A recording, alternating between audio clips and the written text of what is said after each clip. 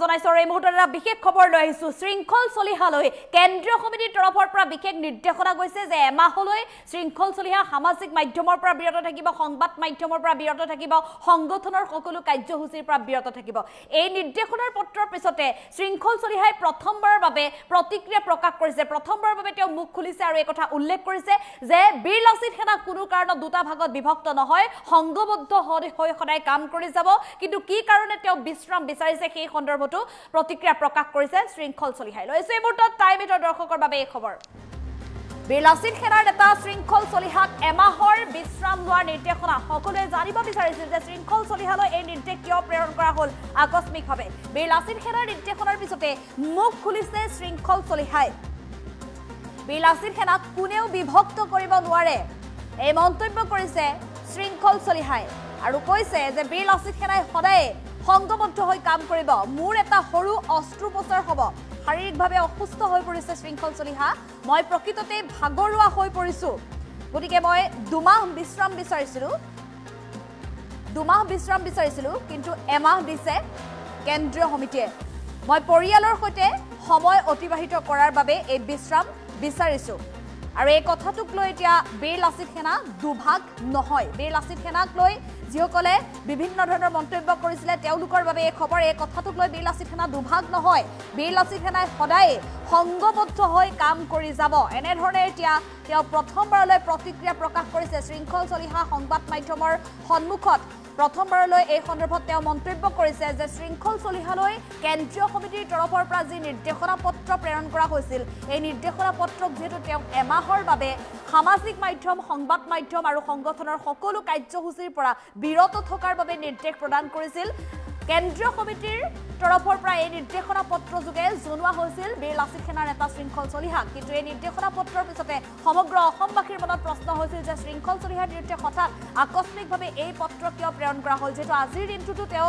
এক সামাজিক অনুষ্ঠানত তেওঁ অংশগ্ৰহণ কৰিছিল নাগৰিক সভাত তেওঁ অংশগ্ৰহণ কৰিছিল আৰু নাগৰিক সভাৰ পৰা তেওঁ অসন্তুষ্ট হৈ এক প্ৰকাৰ ওলাই আহিছিল শৃংখল চলিহা আৰু আজিৰ দিনটোত সেই অনুষ্ঠানৰ পিছতে আকস্মিকভাৱে বীৰ লাচিত সেনাৰ কেন্দ্ৰীয় সমিতিয়ে যি সিদ্ধান্ত গ্ৰহণ কৰিলে সেই সিদ্ধান্তৰ পিছতে সকলোৰে মুখত প্ৰশ্ন আৰু এই প্ৰশ্নৰ অসমবাসীৰ মনৰ পৰা যি আচলতে প্ৰশ্ন হৈছে বা কৌতুহল হৈছে সেই কৌতুহল দূৰ কৰিবলৈ প্ৰথমবাৰলৈ শৃংখল চলিহাই প্ৰতিক্ৰিয়া প্ৰকাশ কৰিছে সংবাদ মাধ্যমৰ সন্মুখত তেওঁ কৈছে যে তেওঁ ভাগৰুৱা হৈ পৰিছে শাৰীৰিকভাৱে তেওঁ অসুস্থ হৈছে অস্ত্ৰোপচাৰ এটা হ'বলগীয়া আছে গতিকে তাৰ বাবে তেওঁক বিশ্ৰামৰ প্ৰয়োজন আৰু তেওঁ দুমাহৰ বিশ্ৰাম বিচাৰিছিল কিন্তু কেন্দ্ৰীয় সমিতিয়ে এমাহৰ বাবে তেওঁক জিৰণি দিছে গতিকে ইয়াৰ বাবে বা এই নিৰ্দেশনা পত্ৰৰ জৰিয়তে বীৰ লাচিত সেনা কেতিয়াও দুটা ভাগত বিভক্ত হোৱা নাই সদায় সংঘবদ্ধভাৱে তেওঁ কাম কৰি যাব বুলি প্ৰতিশ্ৰুতিবদ্ধ হৈ সমগ্ৰ অসমবাসীলৈ জনাইছে এই কথা আৰু এই সন্দৰ্ভত শৃংখল চলিহাৰ প্ৰতিক্ৰিয়া আছে আমি প্ৰতিক্ৰিয়া আগবঢ়াবলৈ চেষ্টা কৰিম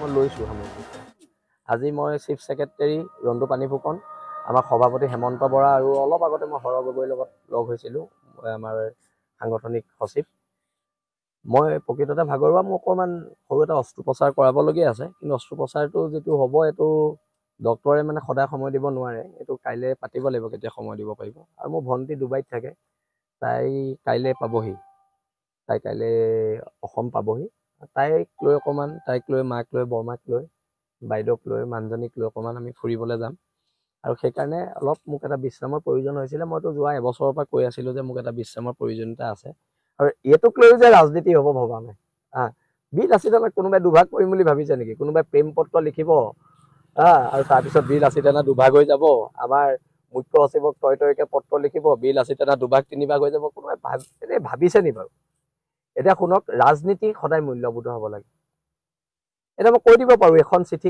কোনজন ৰিপৰ্টাৰে ভাইৰেল কৰিছে কিন্তু তেওঁ মোক ককাইদেউ স্বৰূপ মই তেওঁক নিজৰ বিশ্বাসত দিছিলোঁ এইটো একচুৱেলি আমাৰ কেন্দ্ৰীয় সমিতি আমাৰ গ্ৰুপৰ এইটো এখন ফটো আছিলে মই তেখেতক বিশ্বাসত দিছিলোঁ এই চিঠিখন তেওঁলোকে বিশ্বাসবোৰ ভাঙি নিকৃষ্ট ৰাজনীতি কৰিছে আৰু এই নিকৃষ্ট ৰাজনীতিৰ মাজত শৃংখল চলিহা আৰু ৰন্তু পানী ফুকন হৰ গগৈ হেমন্ত বৰা নাই আমি মূল্যবোধৰ কথা বতৰাত বিশ্বাসী আৰু বীৰ লাচিত সেনা সত্তাটো কোনোবাই দুভাগ কৰিব পাৰিব নি চৰকাৰী যন্ত্ৰই নোৱাৰিলে কোনোবাই চিঠি লিখি দুভাগ কৰিব পাৰিব নি মই সকলোকে ধন্যবাদ জনাইছোঁ মোক বিশ্ৰাম দিয়াৰ বাবে আচলতে মইতো অব্যাহতি দিব কৈছিলোঁ আমাৰতো মুখ্য সচিবে অব্যাহতি লৈছিলে এবাৰ 3 মাহৰ কাৰণে মই একচুৱেলি তেওঁলোকে মোক অব্যাহতি নিদিলে কাৰণ এতিয়া সাময়িক পৰিৱেশ পৰিস্থিতি অলপ বেলেগ।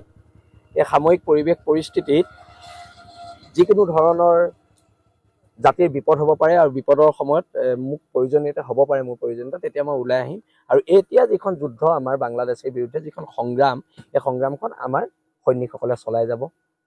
আজি তদুপৰি আজি আমগুৰিতো বহুত আমাৰ সৈনিক যোগদান কৰিছে আৰু মই প্ৰায় একমাহ নহ'লেও 10-15 দিনলৈ মই অলপ অৰুণাচল ফালে ফুৰিব যাম।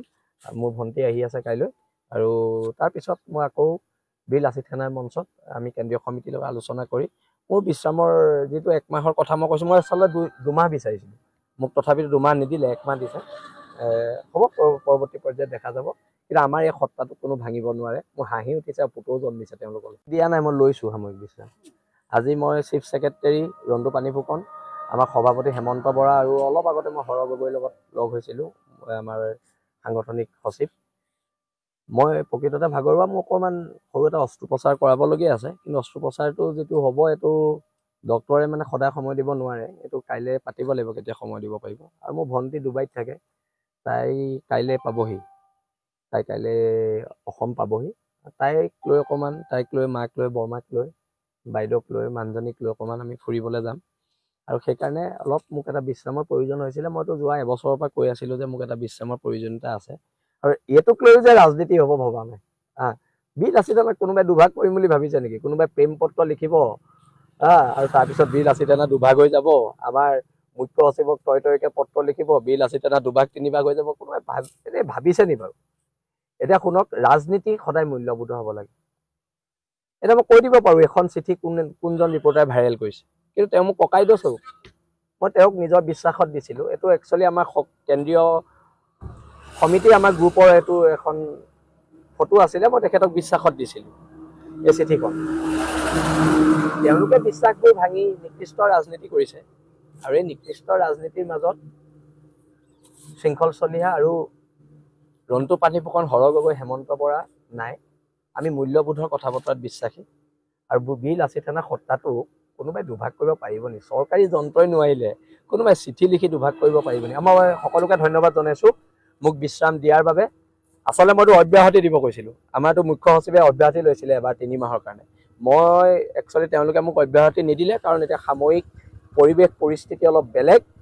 এই সাময়িক পৰিৱেশ পৰিস্থিতিত যিকোনো ধৰণৰ জাতিৰ বিপদ হ'ব পাৰে আৰু বিপদৰ সময়ত মোক প্ৰয়োজনীয়তা হ'ব পাৰে, মোৰ প্ৰয়োজনীয়তা, তেতিয়া মই ওলাই আহিম। আৰু এতিয়া যিখন যুদ্ধ আমাৰ বাংলাদেশৰ বিৰুদ্ধে যিখন সংগ্ৰাম, এই সংগ্ৰামখন আমাৰ সৈনিকসকলে চলাই যাব। আজি তদুপৰি আজি আমগুৰিতো বহুত আমাৰ সৈনিক যোগদান কৰিছে, আৰু মই প্ৰায় একমাহ নহ'লেও 10-15 দিনলৈ মই অলপ অৰুণাচল ফালে ফুৰিব যাম। মোৰ ভণ্টি আহি আছে কাইলৈ, আৰু তাৰপিছত মই আকৌ বীৰ লাচিত সেনাৰ মঞ্চত আমি কেন্দ্ৰীয় সমিতিৰ লগত আলোচনা কৰি মোৰ বিশ্ৰামৰ যিটো একমাহৰ কথা মই কৈছোঁ, মই আচলতে 2 মাহ বিচাৰিছিলোঁ, মোক তথাপিতো 2 মাহ নিদিলে, 1 মাহ দিছে। হ'ব, পৰৱৰ্তী পৰ্যায়ত দেখা যাব।